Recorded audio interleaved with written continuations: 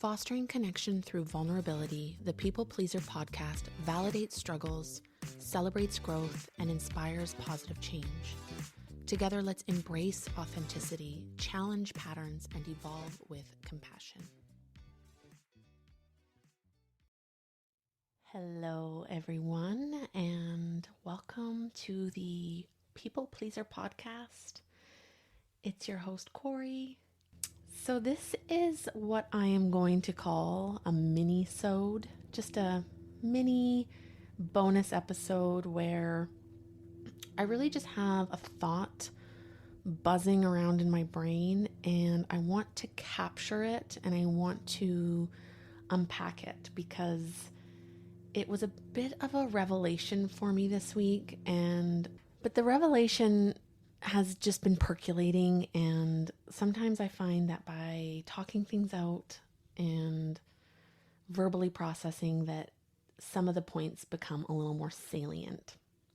So just as a quick plug, thank you for being here. Thank you for subscribing. Thank you for sharing episodes with your friends, for all the feedback that you are so generous in providing me. I really do take so much away from the conversations that we have about the topics that I discuss. And so often I'm left with wanting to go back and record another episode to expand on a previous topic, which I imagine I will. There will be lots of opportunities for me to bring up previous topics and explore them a little bit deeper or with a new perspective or whatever. And if you aren't already following me on Instagram, but you can find me on Instagram at peoplepleaser.pod. That's at peoplepleaser, all one word, .pod. And I would love to connect with you on that platform. Every week I try to take the topic that I'm discussing and expand on it through different reels, different posts, just different conversation in my stories. And that's my way of trying to just deepen the narrative, deepen the dialogue. And it helps me really nail some of these points in, or, hit them home a little bit better. So the conversation or the thought process that I've been in, the conversation I want to have is around the concept of vulnerability.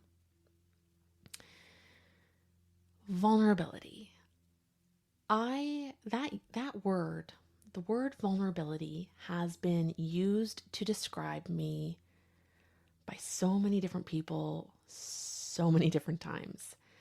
And the conversations typically go, wow, like, I admire your vulnerability, or wow, you're so vulnerable. Wow, it's so amazing how vulnerable you are. I wish I could be as vulnerable as you are. And it is often as a compliment, so that is how I'm receiving it, as like they're giving me that recognition. And it's also typically in conversations where people are comparing themselves to me. So it's like, I could never be that vulnerable. And as much as that has been, those have been positive experiences, it's been positive feedback, I am receiving it with the intention that it's being delivered. I'm beginning to slowly realize that there is also this other piece that is a part of the equation where it's a bit othering. It's a bit like, oh, you're over there being vulnerable, I'm over here and I could never be like that. And because I'm an overthinker and I'm highly sensitive, there have been many moments where I'm like, should I be that vulnerable? Am I being too vulnerable? Like, why is this so foreign? Why is this such a topic of discussion? And it's kind of had me doubting myself or fearing that I'm like just out there with no boundaries, just spilling things out and being so vulnerable and putting my emotions and my experiences all on display. And vulnerability has a bit of a like a scary connotation. So oftentimes people's experiences with vulnerability can be feared. It can be, oh, like I don't want to be vulnerable. And because vulnerability is often tied to pain, suffering, trauma, shame. There's things that, did I already say shame? There's things that, we're afraid to share. And when we're kind of approaching things with like this hesitation or this worry, like, oh, will I be accepted if I share this vulnerably? Will I be safe if I share this vulnerably? And I would say that the realization that I am coming to is that what is being perceived as vulnerability to others is actually me being authentic and being empowered.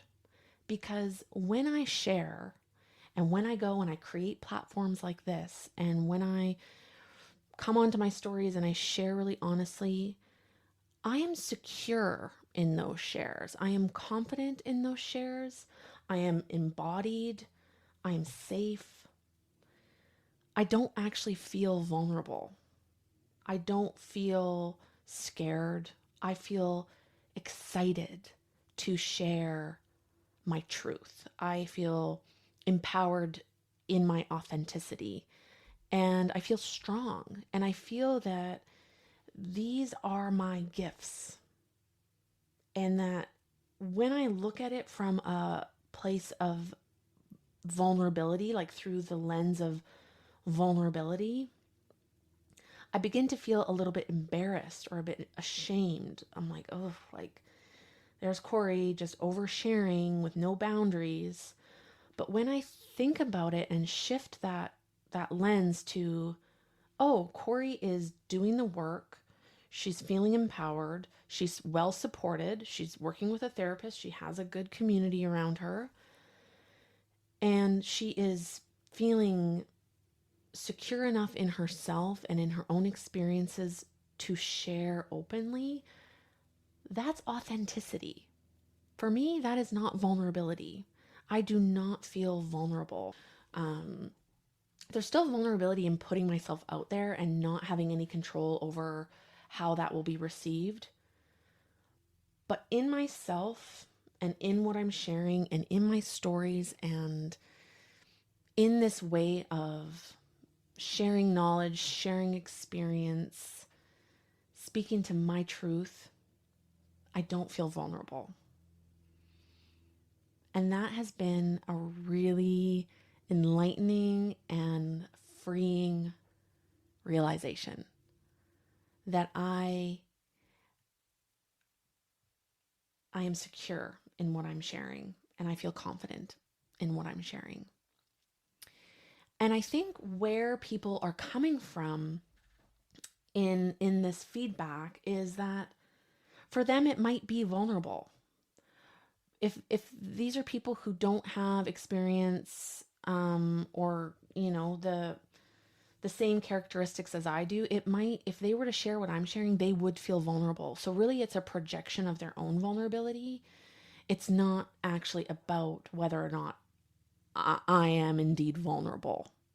So that's another really good reminder, is that the language people are using is actually them thinking about themselves and putting themselves in my shoes. And if they were to speak like this on this type of platform, if they were to share this openly, that might be a vulnerable experience for them. Yeah. So this was a mini-sode. So we're going to keep it mini. We're just going to keep it short and sweet. This is something that I imagine is going to be percolating within me for a little while longer. And that feels really good. It feels good to just pop in, say hey, and drop you a little bonus episode. Because honestly, for me, sometimes waiting a week is just too long. So this is something that I'm going to try to do a little bit more of. I don't know when. There's not going to be any, I'm not going to give you any type of real expectations. Just maybe it'll be a little surprise every once in a while, and maybe that's nice. That's cute. So thank you for being here. Thank you for subscribing. Thank you for following along on Instagram. Thank you for all of the feedback. I adore you. I feel so grateful that I get to be here speaking authentically in my truth, and I'll catch you on the next episode. Bye, everybody. Once again, this is Corie with the People Pleaser Podcast. Thank you so much for your support, and if you did like what you heard, please consider leaving a 5-star rating and a review on either Apple Podcasts or Spotify. You can find daily content from me on both Instagram and TikTok. Both handles are at peoplepleaser.pod. That's at peoplepleaser, all one word, .pod. Thank you so much for listening, and I will catch you on the next episode.